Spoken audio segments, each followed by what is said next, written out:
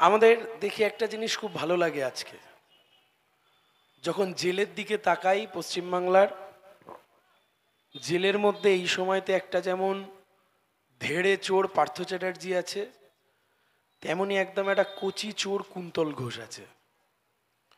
ঠিক তেমনভাবেই আপনি সিপিআইএম এর দিকে তাকান।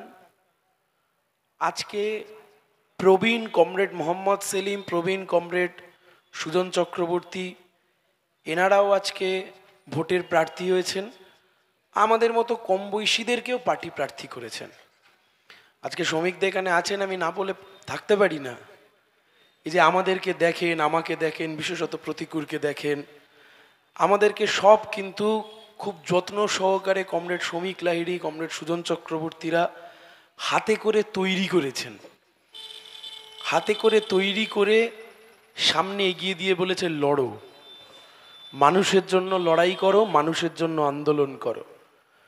বামপন্থী নেতা হতে গেলে, বামফ্রন্টের নেতা হতে গেলে, সিপিআইএম এর নেতা হতে গেলে ওই হঠাৎ করে কারোর ভাইপো বা কারোর ছেলে তাই জন্য সে নেতা, ও দল দাদা এখানে চলে না। এখানে যে মানুষের জন্য লড়ে সেই নেতা, আর যে মানুষের পাশে থাকে সেই আগামীর দিশারি হয়। দেখুন, আমাদের কথা খুব পরিষ্কার। 25শে মে ভোট, আপনারা যাকে বেশি ভোট দেবেন সে জিতবে।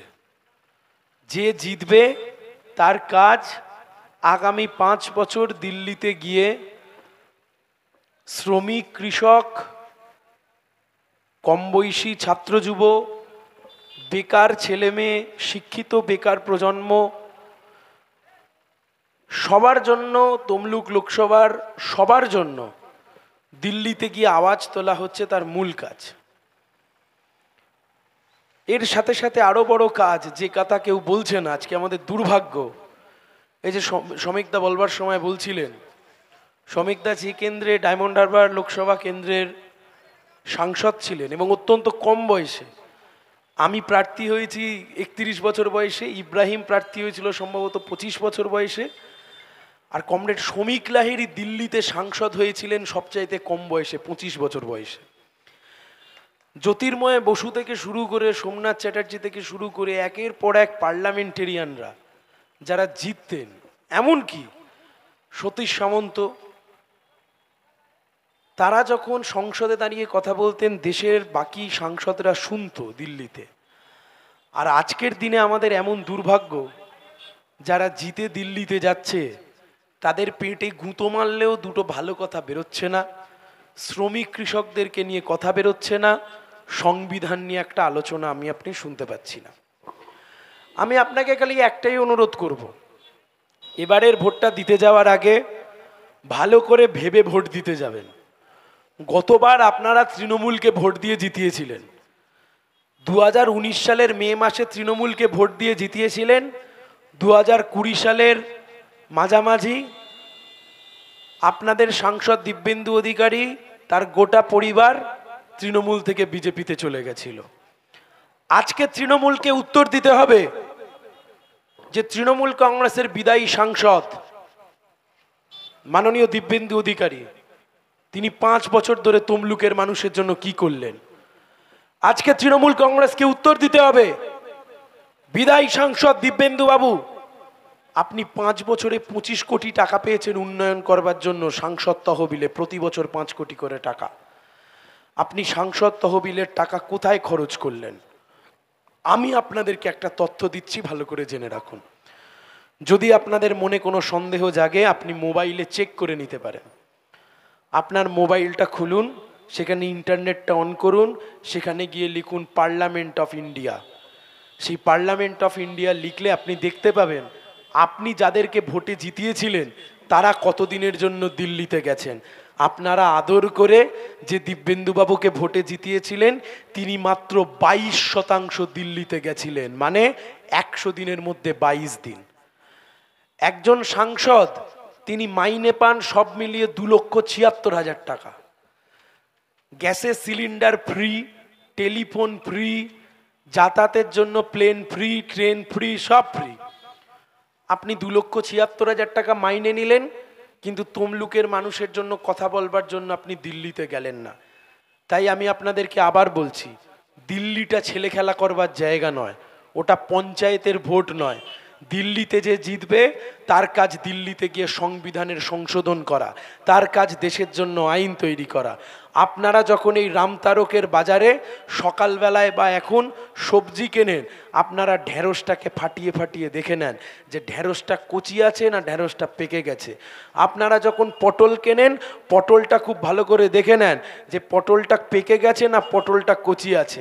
আপনারা যখন ওই 30 টাকার আলু এখন কিনছেন, ভালো করে আলুগুলো দেখে নেন আলুতে কোনো পোকা নেই তো। আপনারা যখন মাছ কিনতে যান, মাছের কানকোটা ভালো করে দেখে নেন যে মাছটা ভালো আছে তো। আমি আপনাদের কাছে একটাই অনুরোধ করছি দাদা, 1 কিলো ঢেঁড়স আর 1 কিলো আলু কেনবার আগে যখন এত খুঁটিয়ে খুঁটিয়ে তবেই ঢেঁড়স আর আলু কেনেন, এবারের ভোটটা দিতে যাওয়ার আগে ভালো করে প্রার্থী সম্বন্ধে জেনে নিয়ে তারপর আপনি আপনার মূল্যবান ভোটটা দিতে যান।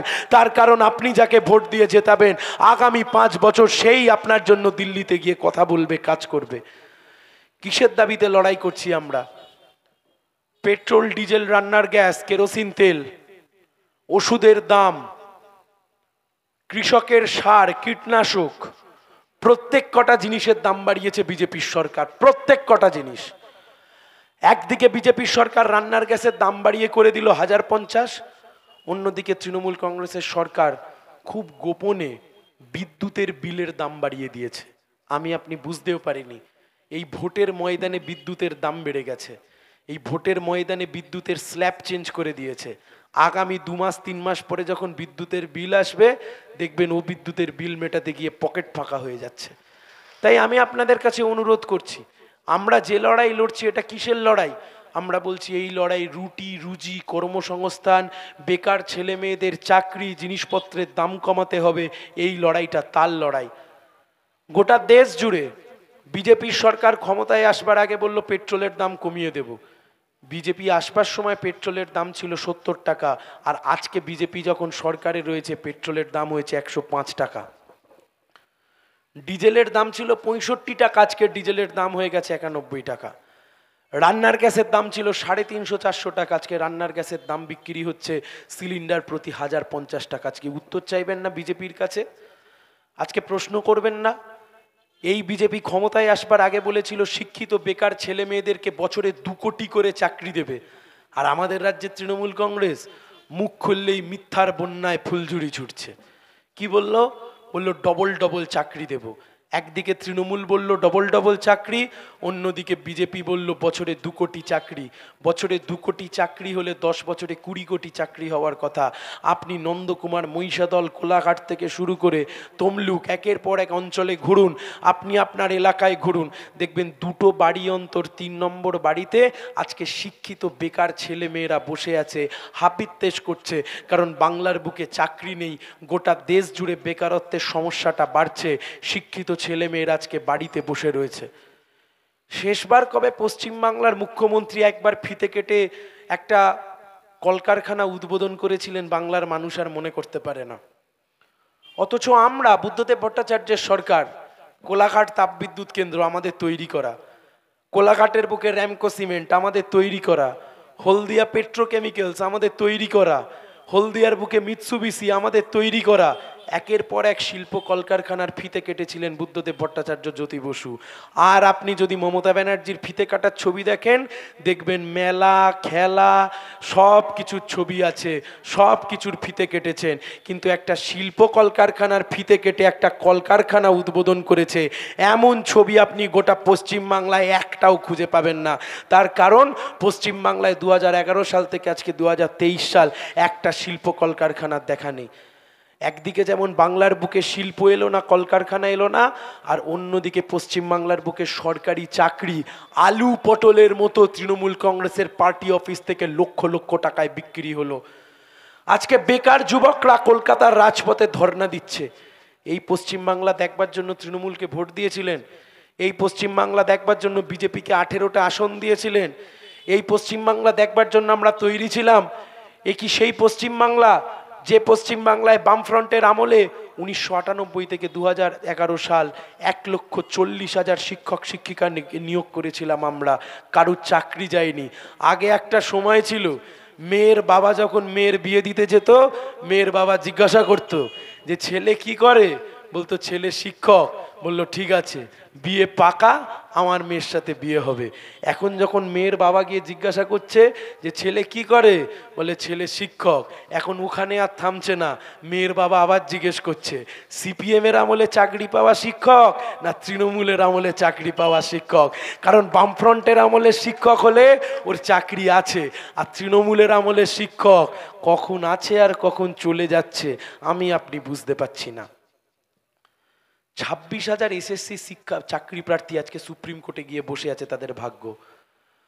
এত থাপ্পড় মেরেছে বিকাশ রঞ্জন ভট্টাচার্য আদালতের মধ্যে, গালটাকে লাল করে আজকে সুপ্রিম কোর্টে গিয়ে রাজ্য সরকার বলছে 7,000 ভুয়ো শিক্ষক শিক্ষিকা এই মুহূর্তে স্কুল কলেজে রয়েছে।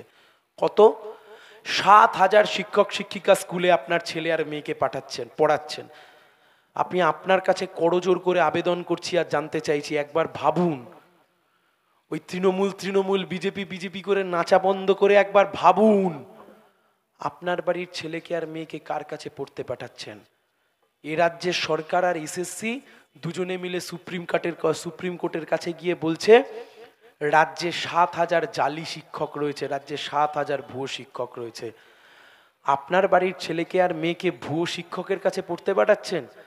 আপনার বাড়ির ছেলেকে আর মেয়েকে ভুয়ো শিক্ষকের কাছে পড়তে পাঠাচ্ছেন, ওর ভবিষ্যৎটা কি হবে?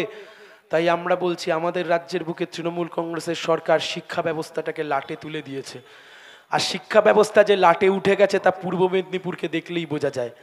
এই পূর্ব মেদিনীপুরের মাটি একটা সময় মাধ্যমিক পরীক্ষায় প্রথম হতো, উচ্চ মাধ্যমিক পরীক্ষায় প্রথম হতো। আজকে পূর্ব মেদিনীপুরের মাটি আর মাধ্যমিক উচ্চ মাধ্যমিক পরীক্ষায় প্রথম হয় না। এখন পূর্ব মেদিনীপুর 5 দিনে 30 কোটি টাকার মদ বিক্রি করে প্রথম স্থান অধিকার করে গোটা রাজ্যের মধ্যে। এ কোনোদিন গর্বের হতে পারে না, এটা লজ্জার।